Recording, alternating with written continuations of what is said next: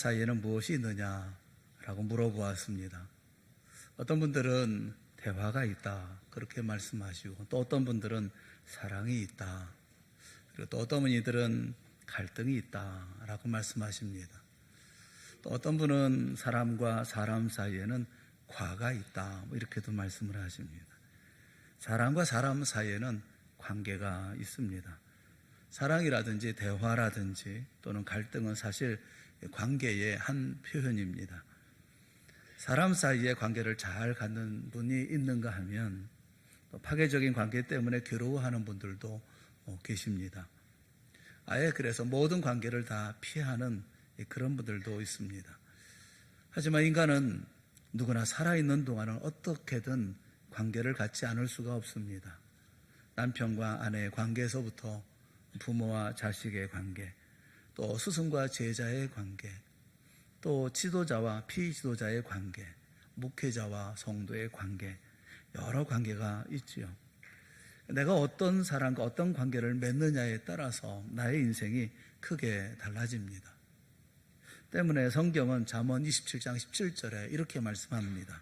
철이 철을 날카롭게 하는 것 같이 사람은 그 친구의 얼굴을 빛나게 하느니라.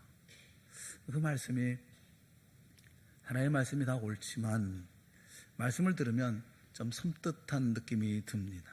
친구의 얼굴을 빛나게 하는데 마치 철이 철을 날카롭게 하는 것처럼, 그래서 관계라고 하는 것은 몹시 힘들겠구나는 그런 마음이 들고, 또 좋은 관계를 갖는다고 하는 거 이것도 쉽지 않겠다는 그런 생각을 갖게 됩니다. 뜻밖에도 빌레몬서는 관계에 대한 귀한 교훈을 주고 있습니다. 불과 25절에 불과하고 또 334자에 불과하진 그런 짧은 책이지만 여기서 우리는 관계를 배웁니다. 한마디로 빌레몬서는 사람에 대한 관심이 가득 담긴 보물이다 그렇게 말할 수가 있습니다. 칼빈과 루터도 각각 이 빌레몬서를 가리켜서 그리스도의 겸손이 꽃처럼 피어있는 책, 또 기독교의 사랑의 진수가 담긴 책, 각기 그렇게 말을 했습니다. 이런 점에서 빌레몬서는 결코 가벼운 책이 아닙니다.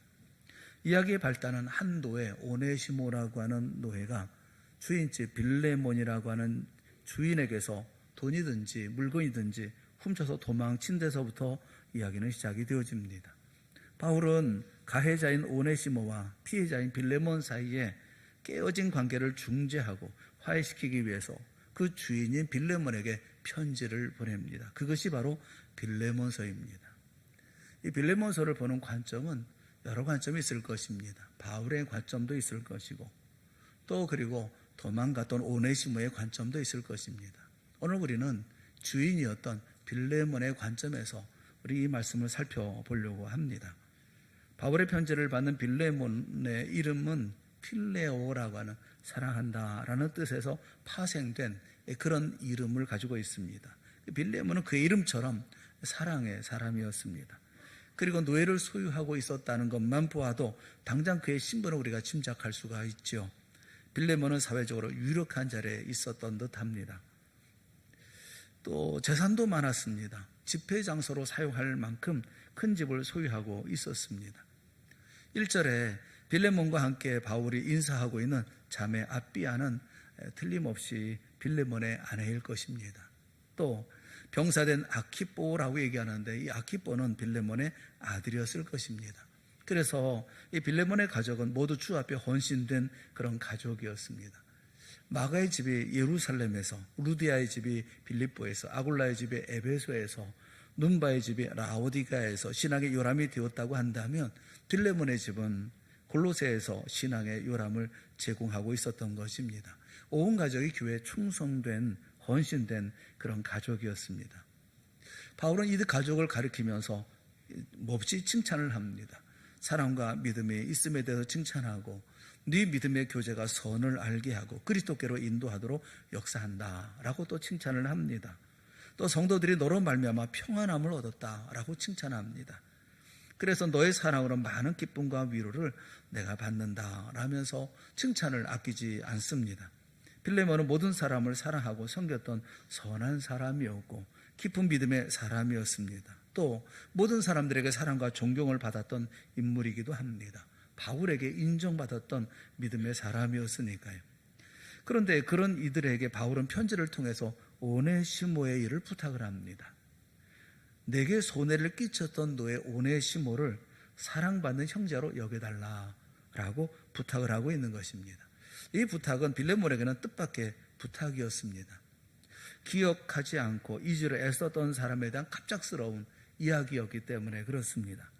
또 상식적으로 받아들이기가 쉽지 않은 부탁이기도 했습니다. 왜냐하면 빌레몬에게 오네시모는 인생에 그저 스쳐 지나가는 수많은 사람들 중 하나일 뿐이기 때문에 그렇습니다. 빌레몬에게 비춰졌던 그런 오네시모에 대해서 우리는 세 가지 관점을 가지고 세 가지의 이런 이야기를 가지고 여러분과 이야기를 나누려고 합니다. 첫째는 스쳐 지나가는 사람 오네시모에 대한 이야기를 말씀을 드리려고 합니다. 빌레몬에게 있어서 오네시모는 그저 인생에 지나가는 사람, 잠깐 한 부분을 차지했던 사람에 불과했고, 또 오네시모 하면 그 이름만 생각하면 가슴이 아프고 속상한 그런 사람이었던 것입니다.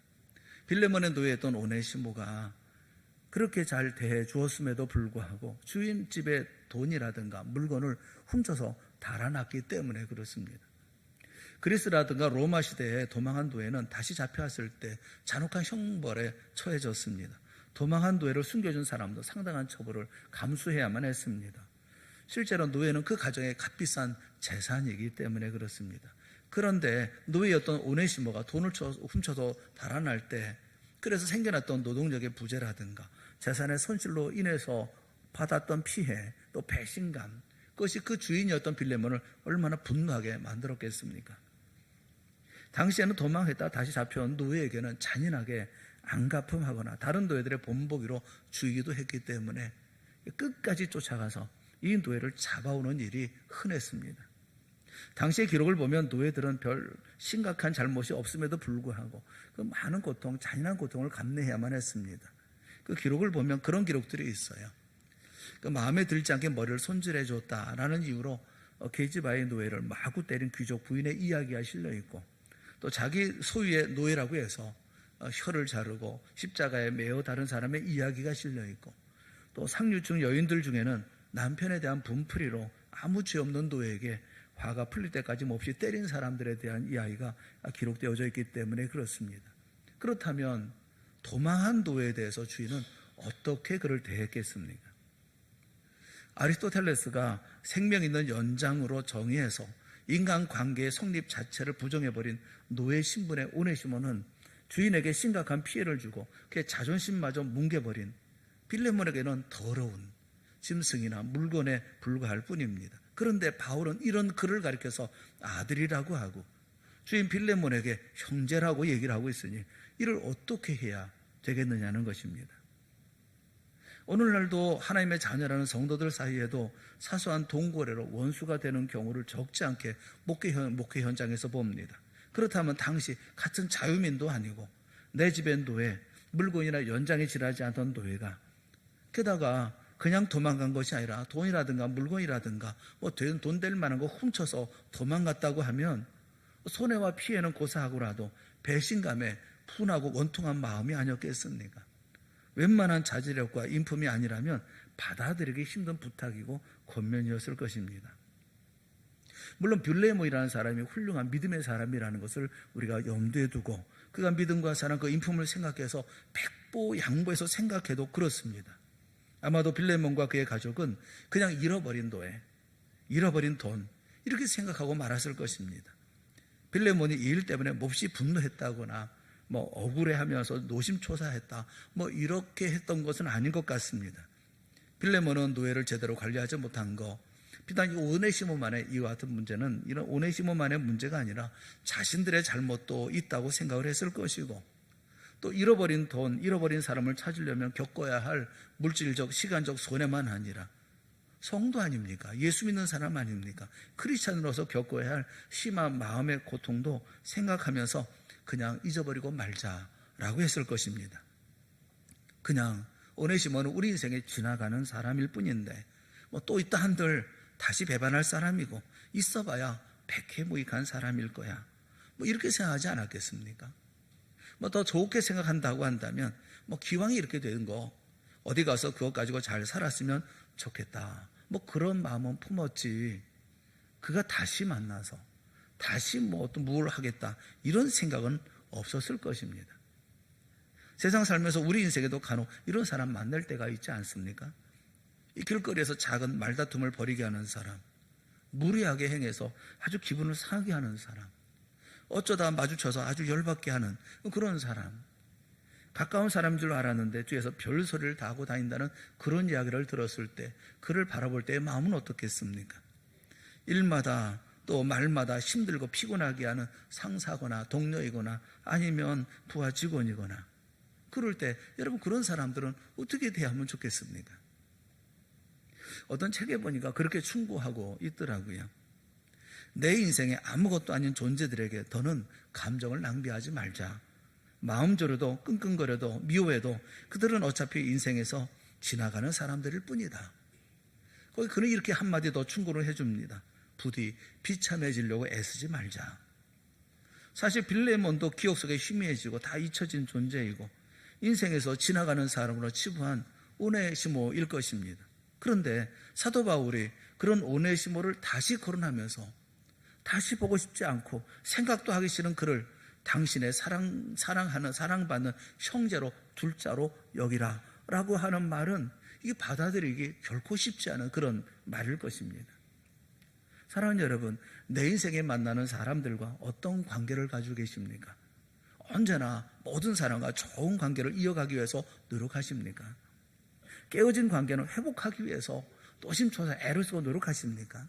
그도 아니면 더 이상 생각하지도 말고 입에도 올리지 말자. 그냥 내 인생 지나가는 사람뿐이야. 뭐 이렇게 고개를 흔들고 그냥 잊어버리려고 애쓰십니까? 빌레몬이 처해 있는 딜레마가 이런 딜레마입니다. 보고 싶지도 않고 생각하고 싶지도 않고 만나는 것은 더더군다나 싫고. 그런데 사도 바울이 존경하는 사도인 사도 바울이 이 오네시모를 다시 얘기하면서 형제로 두라. 가까운 사람으로 두라. 너와 내게 다 유익하다 라고 얘기할 때에 이걸 용서하고 받아들여야 될까? 이해하고 받아들여야 될까? 도대체 뭘 어떻게 하고 받아들여야 할 것인가 하는 고민이 없었겠습니까? 이제 바울의 이야기를 들어봅시다. 왜 오네시모를 사랑받는 형제로 둘자 이렇게 얘기를 하고 있을까요? 두 번째, 사랑받는 형제로 둘 사람이라는 오네시모에 대해서 바울의 이야기를 들어야 될 거예요. 빌레몬에게서 도망쳐 나온 오네시모가 어떤 경로를 통해서 로마 감옥에 갇혀 있는 바울에게 가게 됐는지 그건 우리가 알 수가 없습니다.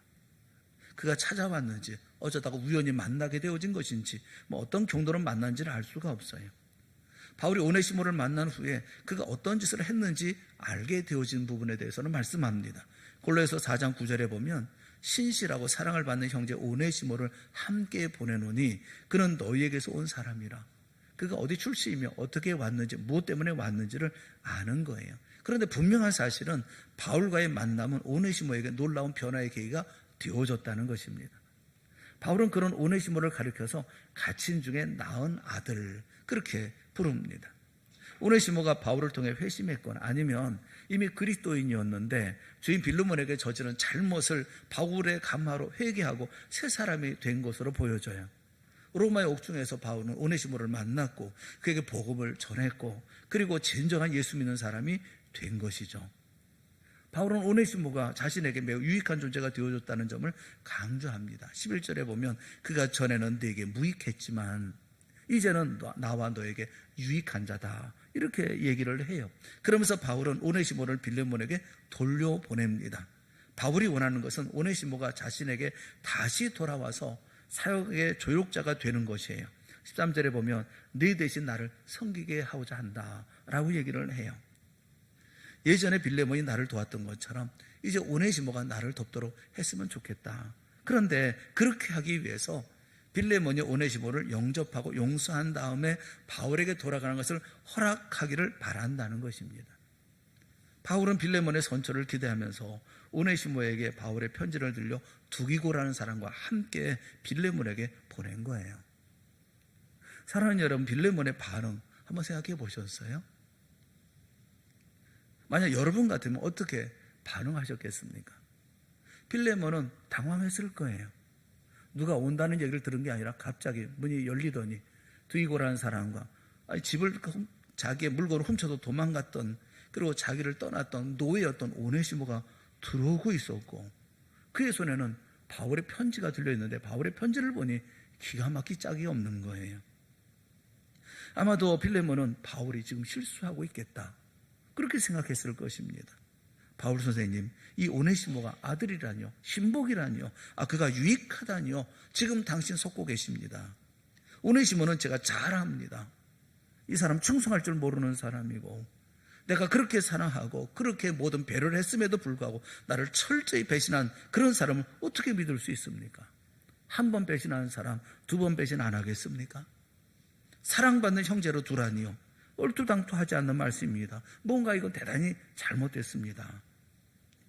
이제 잊혀질만 할 때 결코 보고 싶지 않았던 오네시모, 바울의 편지를 들고 나타난 오네시모, 다시 만나고 싶지 않았던 오네시모를 만난 빌레몬은 심각하게 고민했을 것입니다. 아마도 이 현실 자체를 부정하고 싶었을지도 몰라요. 그런데 사랑하는 여러분, 빌레몬은 자신의 입장에서가 아니고 바울의 입장에서가 아니라 하나님의 입장에서 생각해 보아야 합니다.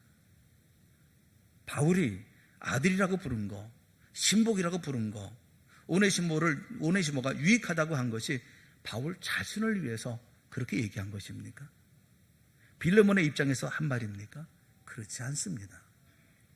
그가 아들이라고 부른 것도 신복이라고 부른 것도 유익하다고 한 것도 하나님의 입장에서 복음을 전하는 자기에게 그런 유익한 사람이고 하나님의 영광을 위해서 사용되어질 사람이라서 그렇게 말한 것이 아니겠어요?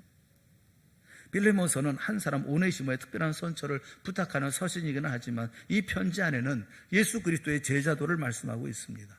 크리스찬의 용서와 사랑에 대해서 말씀하고 있고 하나님의 섭리에 대해서 말씀하고 있어요. 당시 인격체로 대우받지 못했던 노예를 주인과 동등한 차원에서 대하는 것은 당시 사회적인 상황에서는 혁명적인 발상입니다. 하지만 갈라디아서 3장 28절 말씀에 사도 바울은 이미 이렇게 말한 적이 있어요. 너희는 유대인이나 헬라인이나 종이나 자유인이나 남자나 여자나 다 그리스도 예수 안에서 뭐예요? 하나이니라. 그리스도 안에서 인간의 모든 차별을 타파하는 복음의 정신은 결국 시간이 흘러서 노예제도라는 묵은 가죽 부대를 터뜨리고 말았습니다. 사랑하는 여러분, 내 눈앞에 내 이해와 이익을 바탕으로 세상의 모든 일을 볼 것이 아니라는 것입니다. 언제나 말씀 중심으로 예수 그리스도의 십자가를 통해서 복음으로 세상 모든 일과 사람을 볼 것이라는 거예요. 우리는 생각이 너무 많아요. 빌레몬의 생각이 얼마나 많았겠어요. 그러나 여러분, 하나님의 말씀 앞에 아멘 할 줄 아는 우리 모두가 되어질 수 있기를 주님의 이름으로 축원합니다.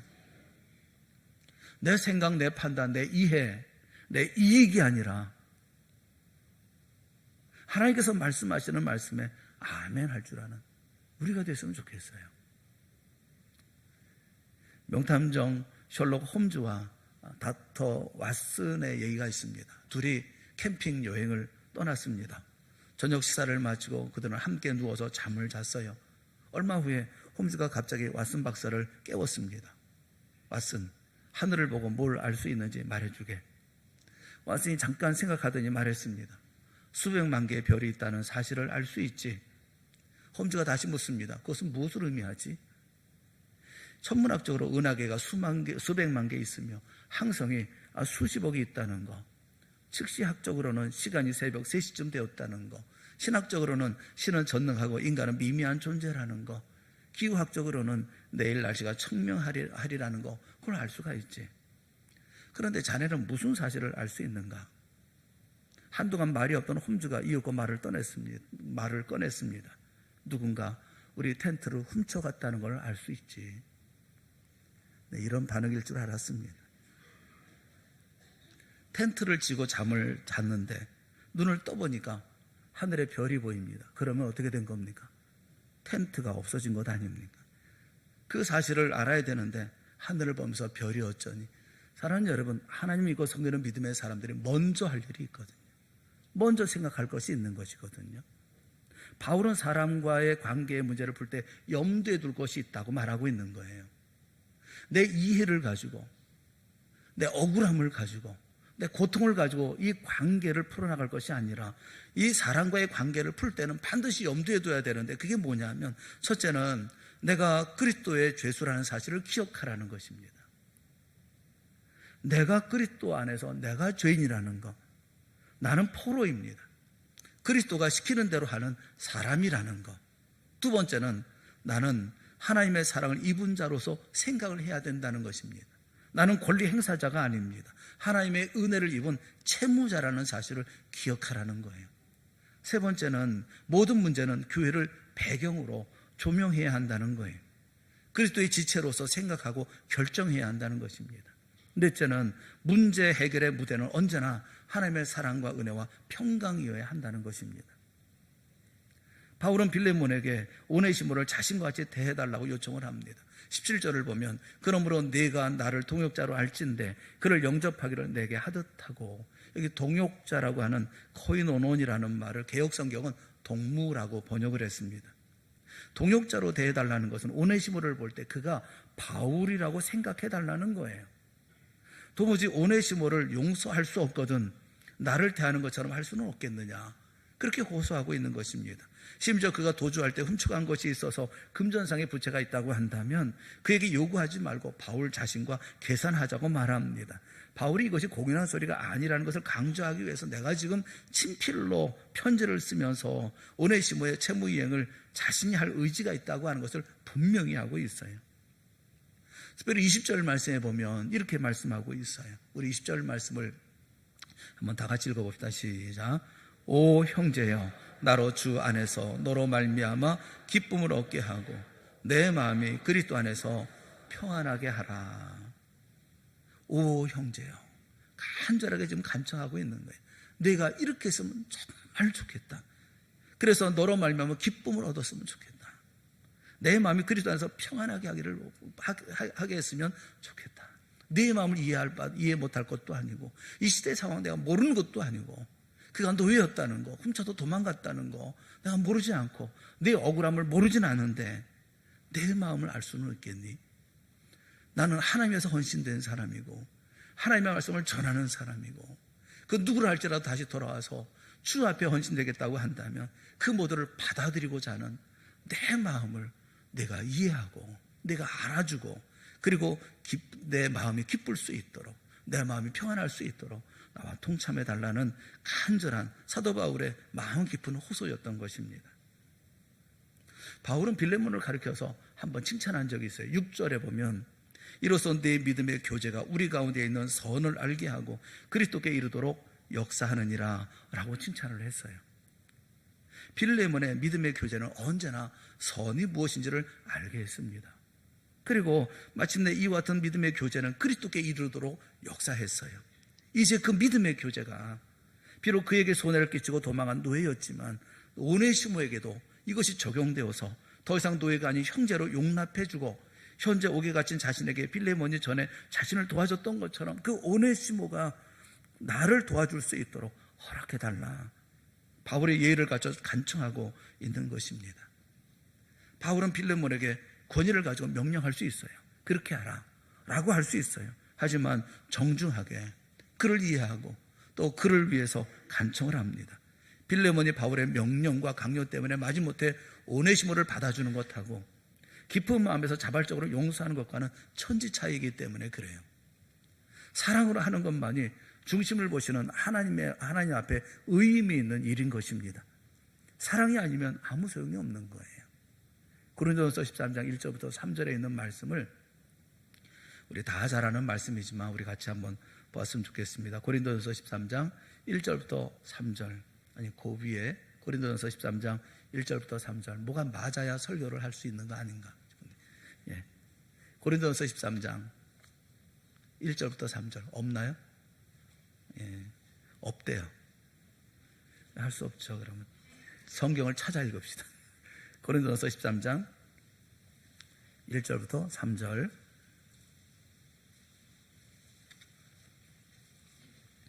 우리 다 같이 함께 봉독하겠습니다. 같이 보겠습니다. 시작. 내가 사람의 방언과 천사의 말을 할지라도 사랑이 없으면 소리나는 구리와 울리는 꽹과리가 되고 내가 예언하는 능력이 있어 모든 비밀과 모든 지식을 알고 또 산을 옮길 만한 모든 믿음이 있을지라도 사랑이 없으면 내가 아무것도 아니요. 내가 내게 있는 모든 것으로 구제하고 또 내 몸을 불사르게 내줄지라도 사랑이 없으면 내게 아무 유익이 없느니라. 아멘. 사도 바울은 빌레몬에게 오네시모를 용서하고 이제는 그리스도의 사랑으로 노예가 아닌 동역자의 형제로 대해달라. 그리고 함께 하나님의 나라를 이루어가자라고 요청하고 있습니다. 사랑하는 여러분, 오늘 나의 오네시모는 누구입니까? 오늘 나에게 있는 오네시모는 누구입니까? 한번 곰곰 생각해 보세요. 내게 손해를 입히고 내게 억울한 일을 당하게 하고 그리고 내가 다시는 보고 싶어 하지 않는 내 인생에 그저 스쳐 지나갔으면 하는 사람, 그런 사람은 누구입니까? 여러분, 이제 오늘 나의 오네시모를 어떻게 대하시겠습니까? 오네시모는 회개한 후에 전설에 의하면 노예 출신으로 에베소 교회의 감독까지 되었다, 그렇게 알려지고 있습니다. 누가복음 10장에 보면 예수님이 강도 만난 자의 비유를 들어서 말씀하십니다. 을에 우리는 강도 만난 자가 유대인이었을 것이다, 그렇게 생각합니다. 그런데 성경을 자세히 보면 예수님이 그가 강도 만난 자가 어떤 민족인지 말씀하지 않으십니다. 그 말씀은 누구든지 예외 없이 강도를 만날 수 있고 돌봄의 대상이 될 수 있음을 말씀하고 있어요. 율법사가 내 이웃이 누구니까? 라고 하는 질문에 예수님께서는 누가 강도 만난 자의 이웃이 되겠느냐? 라는 질문으로 나 중심의 사랑으로 베풀 대상을 한정하려고 하지 말라라고 말씀하십니다. 그보다는 어려움에 처한 자를 중심으로 동심원을 그리도록 말씀하고 있어요. 예수님은 이 질문을 통해서 사랑이라고 하는 것은 이웃이 결정된 후에 하는 것이 아니라 사랑을 함으로써 이웃이 되어주는 것이라는 것을 말씀하고 있는 거예요. 또 이웃이 사랑을 만들어내는 것이 아니라 사랑이 이웃을 만들어내는 것이라고 말씀하고 계십니다. 사랑하는 여러분, 사랑의 대상을 정의하려는 행위는 이미 이웃 사랑의 정신에서 멀어져 있는 것입니다. 아울러 사랑은 예수님이 자기 목숨을 대속물로 내어주신 것처럼 또 사마리아인이 자기 신의 모든 소유를 다 털어서 강도 만난 자를 돕고 이웃까지 책임지려고 하는 의식을 가졌던 것처럼 자기가 가진 모든 것을 다 전부 내어놓는 것을 의미하는 거예요. 나의 얄팍한 자존심을 만족시키는 것이 아니라 상대방의 필요가 얼마나 충족되었는가 하는 것이 중요하다는 것을 예수님은 우리에게 가르쳐주고 계시는 것입니다. 성경에서 말하는 사랑의 품사는 명사보다는 동사라는 사실을 여러분 기억하세요. 성경에서 사랑은 개인적인 감정이나 느낌이 아니라 자기에게 부여된 윤리적 책임을 다하는 행위라는 사실을 여러분이 기억하시라는 것입니다. 특히 아가페라고 하는 이 말은 다른 사람을 위해서 능동적이고 주체적으로 의도된 자유롭고 결정적인 사랑의 행위를 말하고 있는 거예요. 필요한 자에게 유용한 도움을 주는 것이 사랑인 것입니다. 빌레몬은 오네시모를 사랑받는 형제로 받아들였을 것이 확실합니다. 그리고 함께 하나님의 일을 이루어갔을 것이 분명해요. 그리고 마침내 에베소 교회의 감독이 되기까지 빌레몬의 도움이 가장 컸을 거라고 생각을 합니다. 끝까지 도와서 그로 하여금 감독되게 했을 거예요. 여러분, 내게 있는 오네시모는 언제까지 내 관심 밖에 있어야 하고 내 사랑 밖에 있어야 하고 그냥 지나가는 사람으로 남아있어야만 합니까? 지금도 제가 잊지 못하는 장면이 있어요. 시문의 소설에 보면 상록수라는 시문의 소설 상록수의 한 장면이 잊지 못하는 장면입니다. 영신이라고 하는 청년이 교회 건물을 교실로 쓰면서 아이들을 가르치고 있었습니다. 그런데 주재소에서 학생을 80명만 받으라고 지시를 해요. 할 수 없이 거기 같이 공부하고 있었던 아이들을 80명만 남기고 다 쫓아 보냈습니다. 그럴 수밖에 없었어요. 그런데 아이들을 가르치다가 무심코 창밖을 내다본 영신은 깜짝 놀랍니다. 쫓겨난 아이들이 머리만 내밀고 담에 매달려 있는 거예요. 또 어떤 아이들은 나무에 올라가서 교실 안을 들여다보고 있었기 때문에 그렇습니다. 강력한 영신은 아예 칠판을 밖으로 옮깁니다. 그리고 칠판에 커다랗게 써놓았어요. 아무나 오게, 아무나 오게.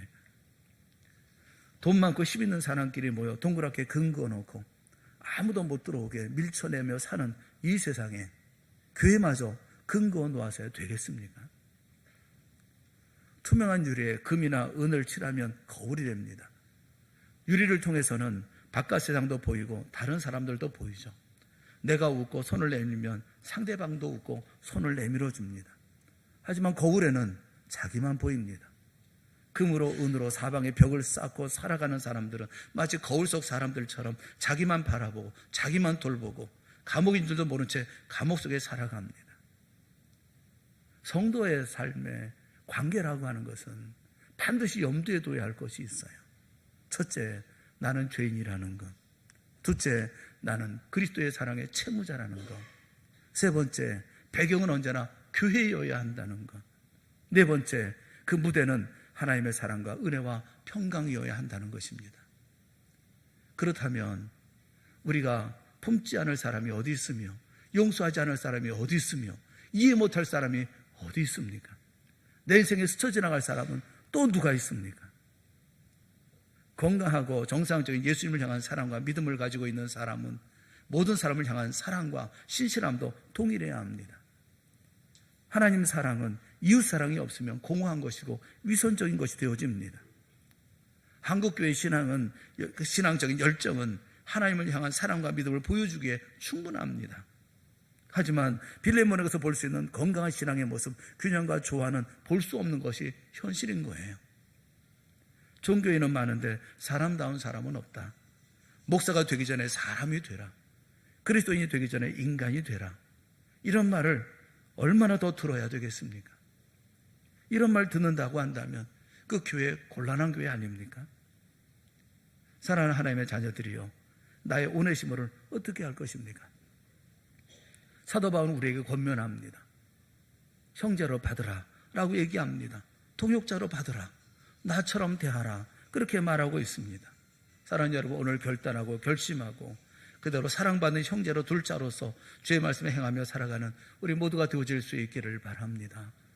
긍긋고 살아가는 삶이 아니라 그 모두를 품어주는 사람이 되어줘야 합니다. 내 인생에 주님께서 허락하신 사람들 가운데 그저 스쳐 지나가는 사람은 단 한 사람도 없는 것입니다. 우연한 인생은 없습니다. 우리의 만남은 주님께서 우리로 하여금 만나게 하여 주셨고, 그에 영향을 주게 하셨고, 그를 사랑하게 하여 주셨고, 품어주게 하셨고, 그로 하여금 하나님의 나라를 만들어갈 수 있도록 우리를 모아주신 것입니다.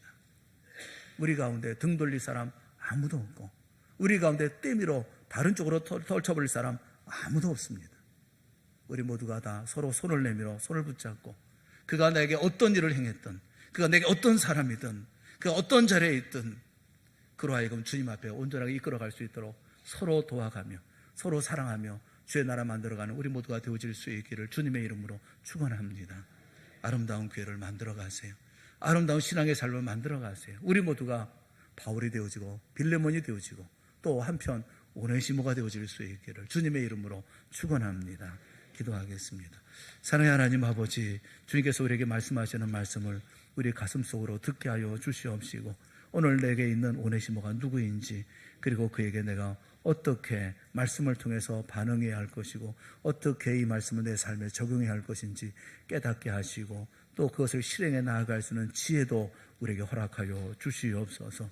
우리 교회가 이와 같은 아름다운 교회가 되어지고 하나가 되어져 하나님의 나라를 만들어가는 복된 역사의 장이 되어질 수 있도록 주여 은혜 베푸시고 복 내려 주시옵소서. 예수님의 이름으로 간절히 기도드리옵나이다. 아멘. 우리 자리에서 다 같이 일어나셔서 465장 찬송하겠습니다.